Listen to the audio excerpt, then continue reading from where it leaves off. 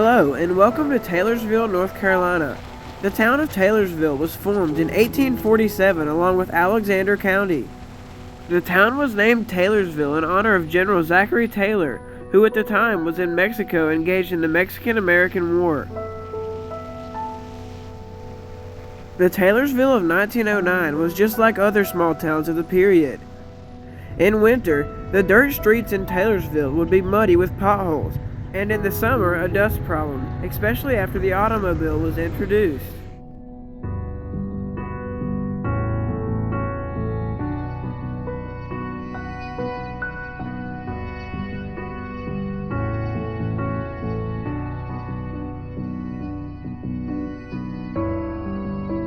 Taylorsville was a happening spot in the 1940s. Even through the Great Depression, Taylorsville thrived. It was a popular activity spot for people of the Brushy Mountain area.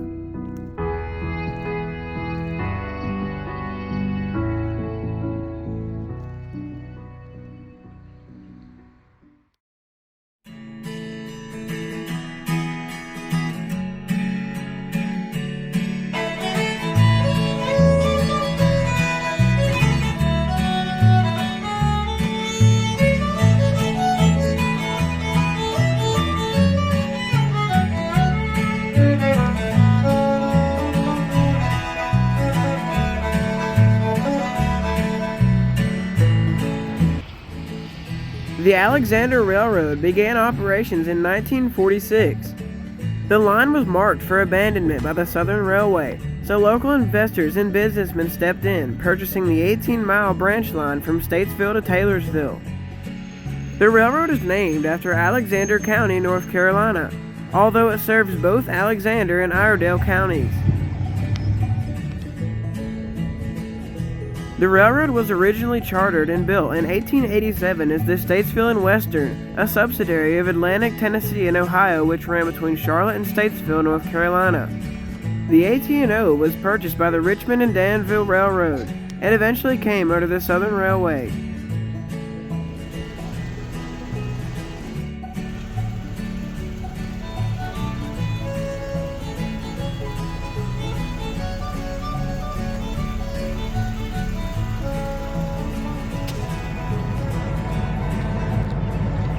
We got to the shops around 8:45 a.m., where the crew was preparing the number 9 for the day's trip.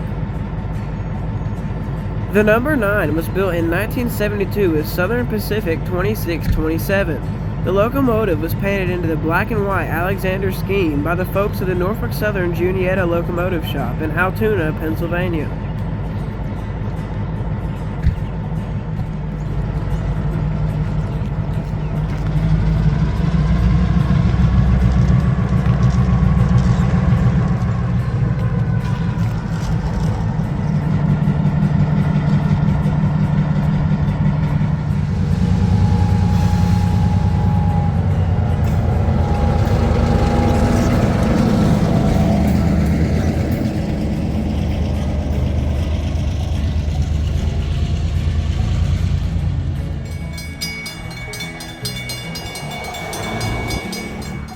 We caught up with the train in Piedmont, North Carolina. The Piedmont gem is a relative of the emerald and is one of the rarest gems in the entire world.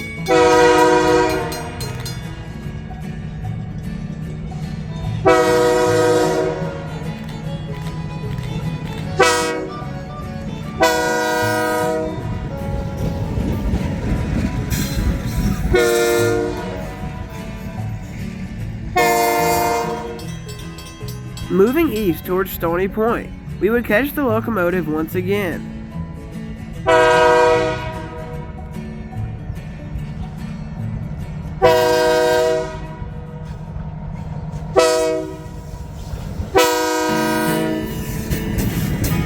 Alrighty folks, I think it's time for a pace montage.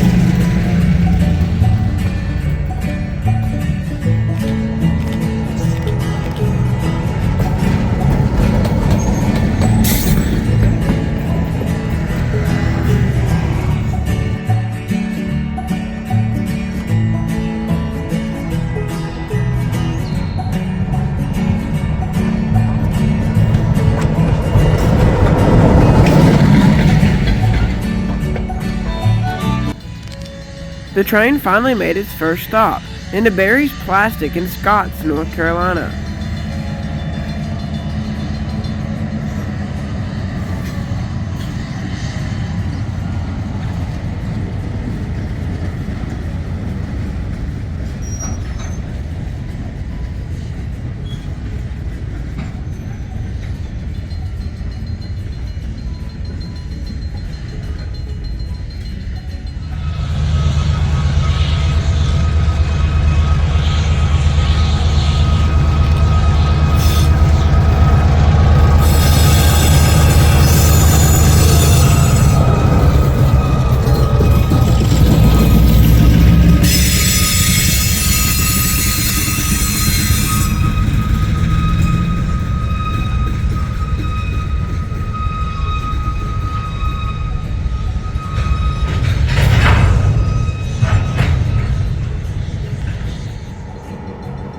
The crew would now perform their special runaround maneuver.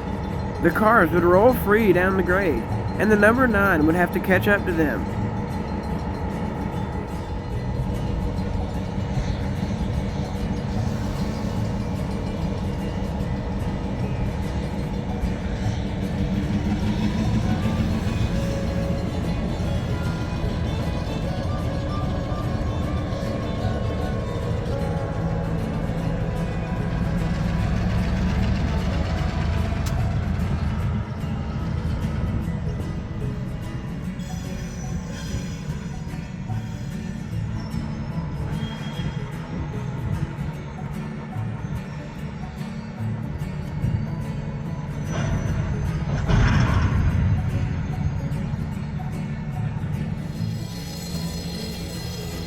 After the runaround was done, the train would back onto the main line and highball to Statesville.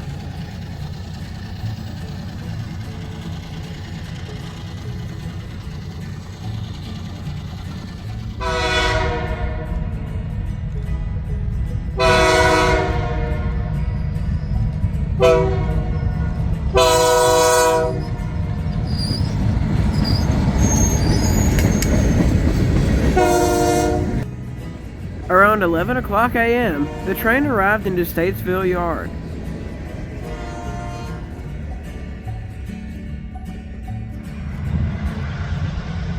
The train would grab the inbound cars at the NS interchange. I'm going to let you guys sit back and listen to the beautiful sound of this locomotive struggle up the grade.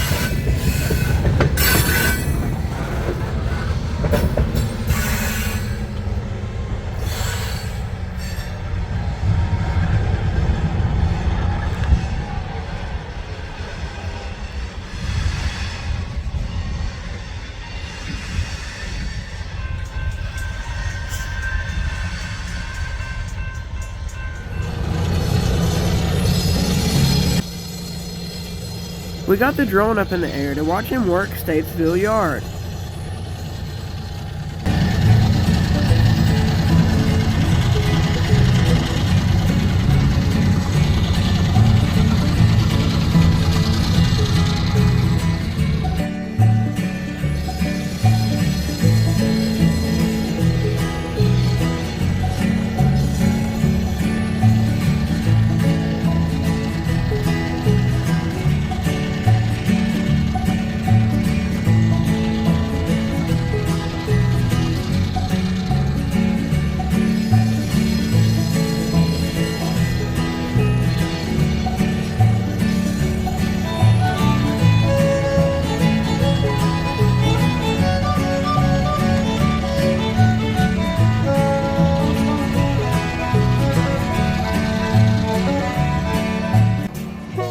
couple hours later, the train got moving back west towards the shop.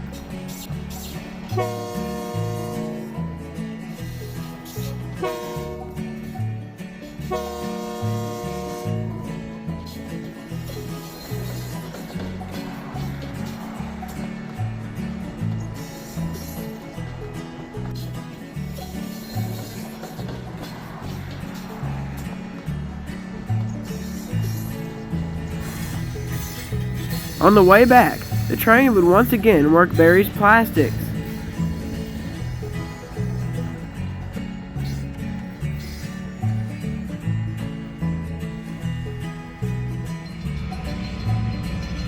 After spotting the cars for Barry's Plastics, he would come back out with his one covered hopper for G&M.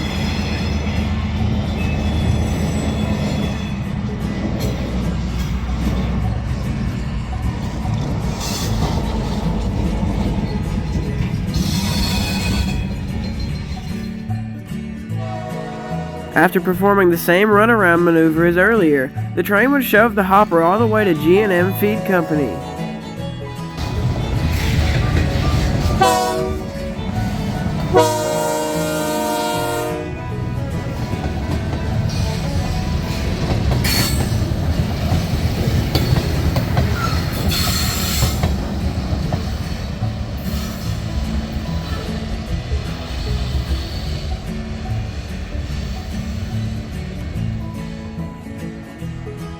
After dropping his hopper, here he comes pulling the grade into Scotts, North Carolina.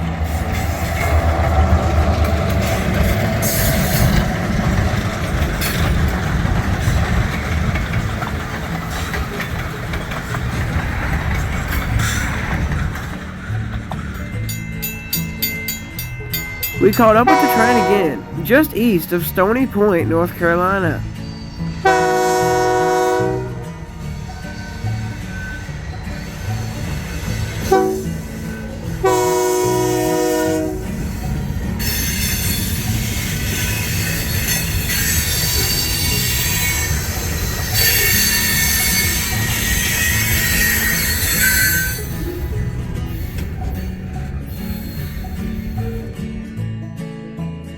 The train would arrive back in Taylorsville Yard at around 3 o'clock p.m. The crew would spot their train into the industries and then head back to the shops to tie down.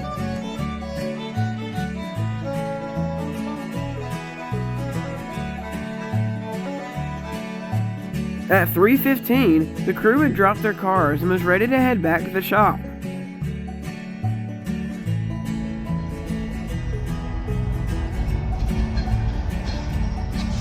After a long day of work on the railroad, the number 9 was ready to be laid at rest again inside the Taylorsville shops.